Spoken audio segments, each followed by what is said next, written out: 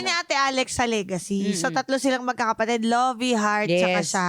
Laban-laban sila doon. Tama. Ang matatandaan ko, pag heavy scene, doon ko na-discover, pag heavy pala yung mga eksena niya, nasusuka ka after. Nung time na yon, yeah.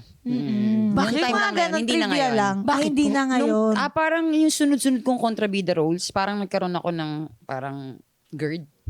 Oh my God. Dahil lagi kang galit, every other day kang galit, hindi ka naman ganun sa totoong buhay. So, Okay po. tinigilan ko na. Ayoko na, guys. Kaya sinasabi nila, mas mahirap magpatawa. Hindi.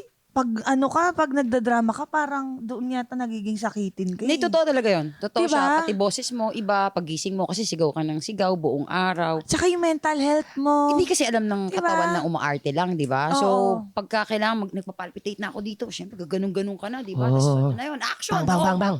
Ayun. Nakakasuka siya after. Tsaka bigay na bigay kasi talaga. Hindi pwedeng pekein yung ganun Hindi. na yung mga galit-galit, yung lungkot, di ba? So, para sa akin, mas mahirap. Pero ito,